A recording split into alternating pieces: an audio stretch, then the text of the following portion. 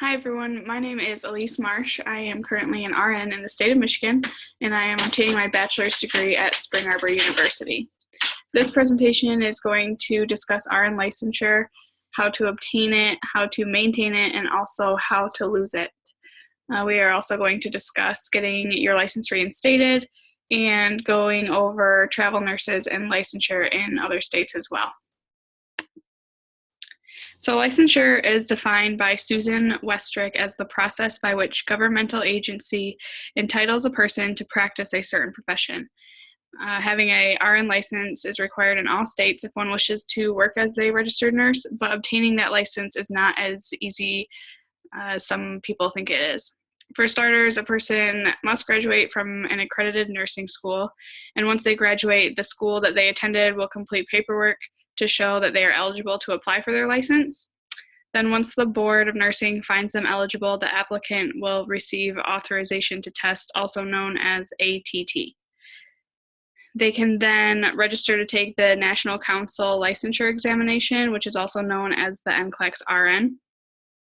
The NCLEX RN is a computerized adaptive test, and an applicant or a person sitting for this test will have 6 hours to complete it. There's a minimum of 75 questions and a maximum of 265 questions. Once a person passes the NCLEX RN, they are also required to pay fees to the state. And then in addition, there's a cost to take the NCLEX RN itself. Then certainly, last but not least, they'll have to have a clean background check. And like Westrick says, many states evaluate nursing licensure applicants for prior criminal convictions, especially felonies. So to maintain the license that one gets after going through that long process, they have to maintain it every couple of years if they want to continue to work legally as a registered nurse. Some states actually do not require continuing education, and those states that don't require it include Arizona, Colorado, Connecticut, Maine, Maryland, Mississippi, Missouri, and Vermont. For the states that do require continuing education, the requirements vary. In some states, you need only a few hours in a topic that's related to the specialty in which you work, and others require a large amount of hours in a variety of different topics. But regardless of the requirement for continuing education, all states actually require nurses to apply for license renewal. The time frame for this varies state to state. Michigan requires 24 hours of continuing education every 2 years, and they also require at least 1 credit hour of pain management. Losing a registered nursing license can happen in many ways. Westrick discusses the most common ways, which include things such as items listed on this slide. It can be lost by fraud and deception, physical and mental impairment, illegal conduct, incompetence or negligence, drug or alcohol abuse, physical or verbal abuse, or conviction of a criminal offense. So things such as drug diversion or backdating a nursing task on a chart can result in loss of a license. One thing that should be noted is that a nurse is able to work with a mental or physical disability, but they just have to be able to fully function in their job as a RN. To get your license reinstated, that can be a very daunting task.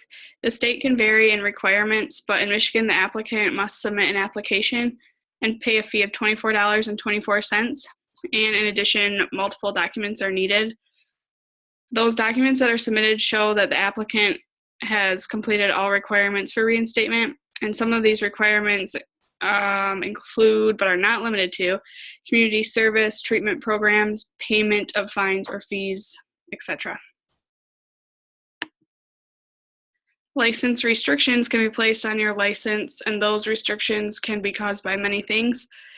Restrictions basically means that you can work as an RN, but you may not be able to complete all nursing tasks, or you could possibly be on probation. Some causes of license restriction are listed on this slide. Just as an example, those who have a known history of drug or alcohol abuse may not be able to work in home care. To get restrictions removed, the person has to follow guidelines that are set forth by the state. So a person may be required to have a certain length of probation. Others may be required to participate in random drug tests or pay fines. And if they are required to be on probation, the probationary period can vary in length depending on what the restriction was for. Now we will move on to discuss travel nurses. Travel nurses are employed by an agency and then placed at different facilities throughout the country. Travelers work for varying amounts of time. Their contracts can be for days, weeks, or even months. They often get great benefits such as good salary and living expenses are paid for. And the salary of a travel nurse is often a great deal more than that of a full-time nurse. And travel nursing is perfect for those that don't have things tying them down at home and those that have a passion for travel. But on the other hand, some people may have a difficult time with it because of the frequently changing environments or the team in which they are working with. And then in addition, some may have a harder time leaving the place that they call home. For nurses who wish to work in multiple states, they can obtain a compact nursing license, and that type of license can be used in 25 different states.